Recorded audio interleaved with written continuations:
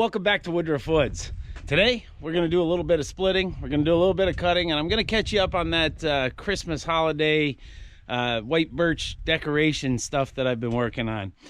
But for right now, I'm here with lovely Lisa, and she's going to be running the splitter while I'm running the chainsaw. I hope you'll stick around and see what's going on here at Woodruff Woods. So you can probably hear the wood splitter running up there. That's Lisa up there splitting some of that cherry that I have to get off my trailer. Not having my trailer is kind of a pain. Hey, I'm going to turn you around. I'm going to show you what I'm going to get into. I'm going to take down this ash tree right here. It's got a pretty healthy lean down in that direction. So I'm going to try to lay it down there right next to that maple tree. My biggest concern cutting these ash trees is just how dead they are up top. I see some vines on this one. I'll make sure I cut those. Just so I don't get caught up in them, or the limbs get caught up and pull them down. So, you know, it's one of those trees now that I don't even like to cut, even with a helmet on. And even though I'm a little lax in wearing that helmet, you know, it's really important when you're cutting trees like this.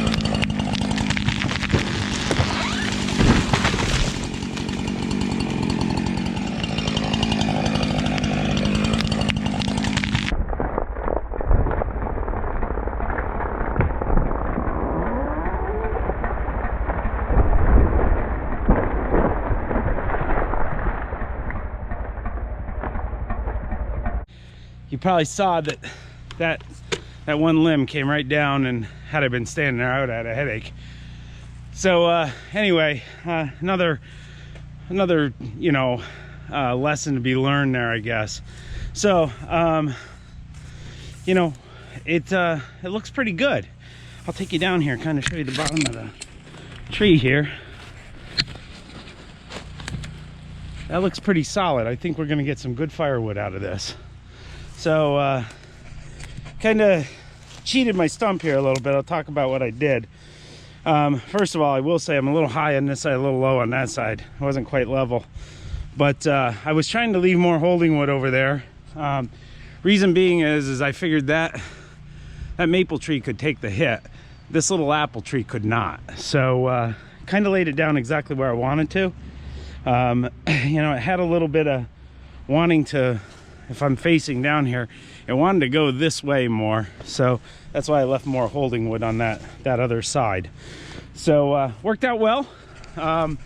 Feel pretty good about that felling. Didn't really screw anything up. So anyway, I'm gonna get busy bucking this up. I might even see if I can't pull some of this up out with the tractor. So let's get on it.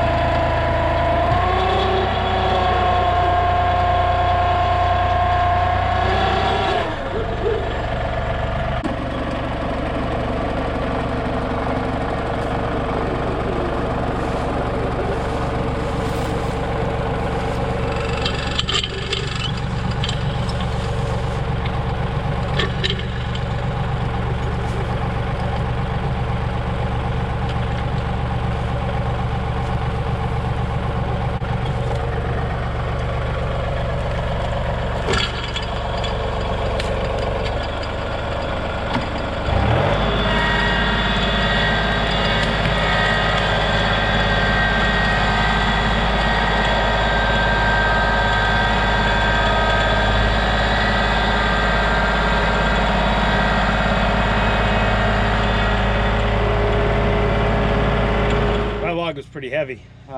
Actually, that worked out really well the way I hooked that up. I just hooked it around the top hook of my quick hitch, and then I was able to use the hydraulics to lift the front of the log and get it up over that little hill right there. Well, with all this bark coming off of here, I lost all my marks, so I'm gonna waste a little paint here.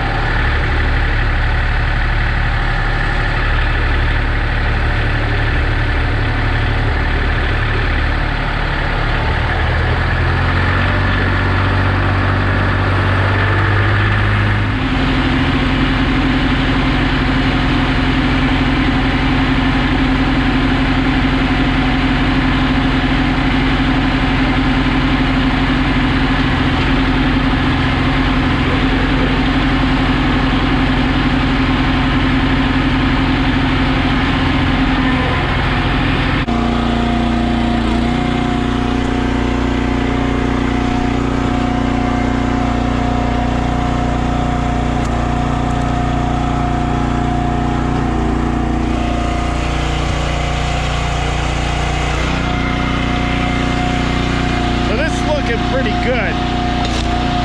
Right here out on the edge it might be bad, but looks like the center is real good.